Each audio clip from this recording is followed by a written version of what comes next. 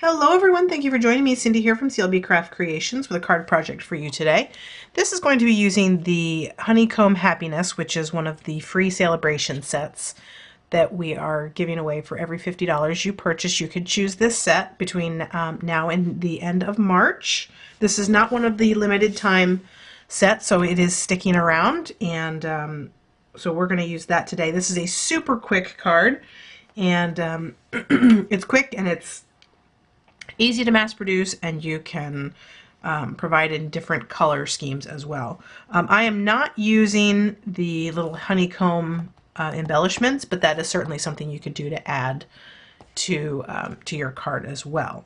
I'm using this little birdie here, and we're going to do a little bit of watercoloring. So let me get out my supplies and show you what we're going to be using. I'm using a piece of the thick Whisper White cardstock, which is cut at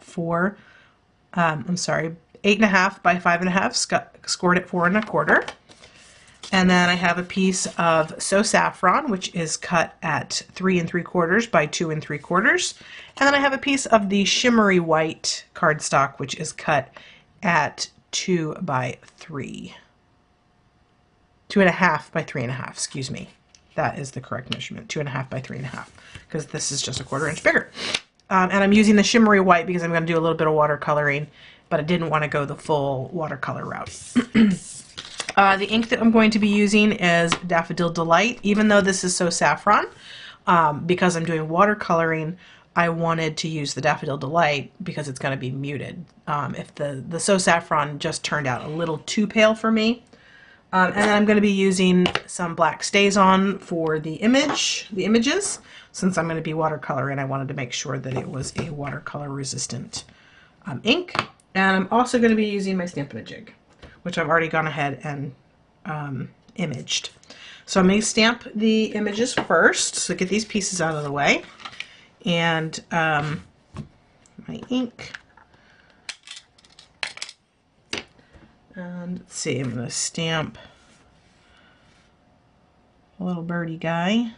I probably should do the image first, or the sentiment first. No, I'll do the bird first. That way I've got a better judge of where I want to put this. Okay, and I did not stamp here. He's not on my block perfectly straight, which would be why I am angling this so much. I'm just trying to center him in there. Okay, let me just put him on my ink pad and bring in my T-square. Now, you know what I'm going to do? I'm actually going to add just a little bit of adhesive. I'm going to take away some of the sticky on here because I'm going to attach it to my work surface just so that it does not move while I am trying to image it.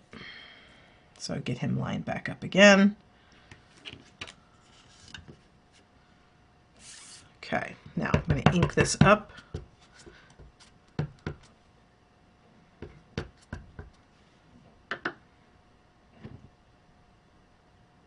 Just going to let that sit there for just a sec. Let the ink soak into the paper. Beautiful. All right, and now I'm going to go ahead and put my sentiment right under him.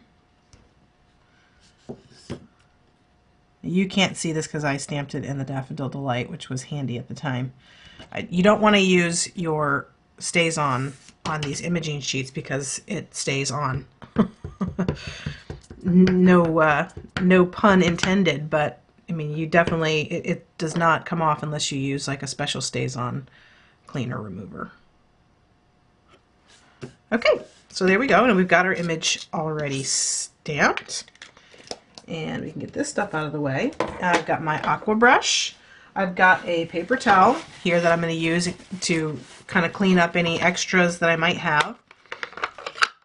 I'm going to also use the pumpkin pie marker. Let me grab that real quick. I'm going to use my pumpkin pie marker to do his feet and his beak. He is so cute. I love this little guy. Let's see. I've got a little, I need to add some more here.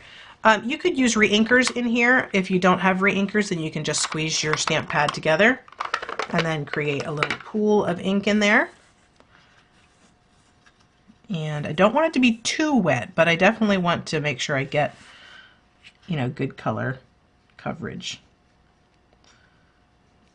And I'm just going to do some basic coloring. This is nothing fancy. Anybody can do this.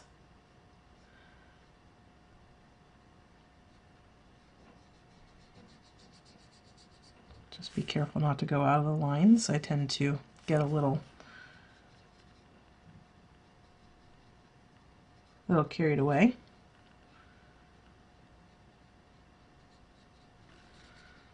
And the nice thing is when you're watercoloring, it kind of helps give different variations without having to really think about it, because obviously the ink when you lay it down is going to be heavier in certain spaces.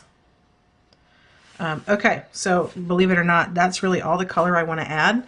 But what I want to do is I'm going to add just a little extra water in here in the center, because I'm going to take my paper towel and I'm just going to dab it so that it gives him kind of a like a little lighter area there in his belly. And now I'm just going to squeeze my aqua brush into my paper towel, and I'm just going to clean it. Okay, and that is done. Oh, I got a little extra there.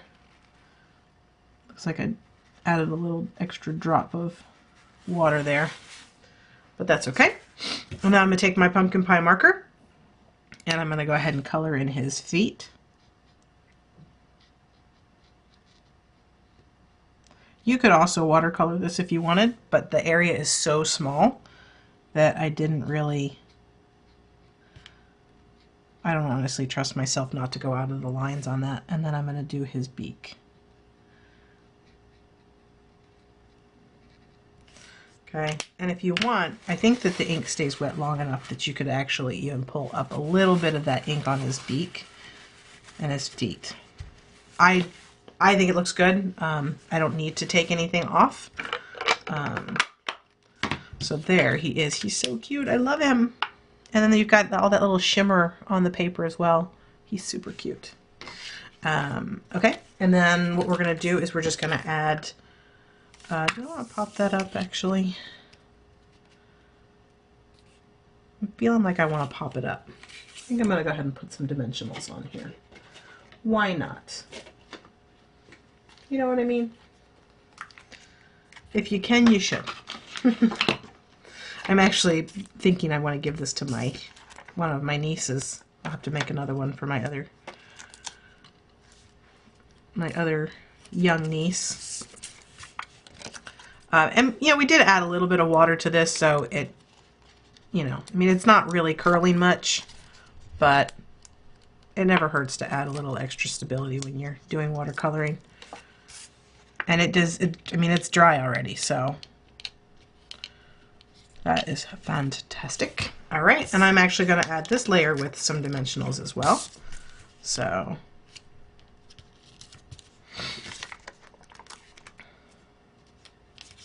and if you are doing this card and you do want to actually use the little honeycomb embellishments, I would suggest only attaching one side of the honeycomb attachment or the honeycomb embellishment, and then maybe like add just a little note inside the card to the recipient to add the other half. So just to remove the backer from the other half, and then that way they've got a full card. Okay, and you know what? I am feeling that even though that this is on sparkly paper, I'm feeling that my little chick needs some Winkastella because he's just too darn cute. So I'm adding, just give this a little squeeze, get some more of the glitter going. Because it's a pretty simple card. So a little bit of sparkle is not going to take away from the card itself. Okay. And I absolutely love that. You guys probably can't even see it, but that little bit of sparkle on top of the shimmery white paper, it's just too cute. I love him. Love him. And you Oh, there you can get a little glimmer of that shimmer. So there is our finished card project for today. I hope that you liked it. You'll give it a try. Give me a thumbs up. Let me know that you liked the video. Subscribe to my channel and leave me a comment. Thanks, guys.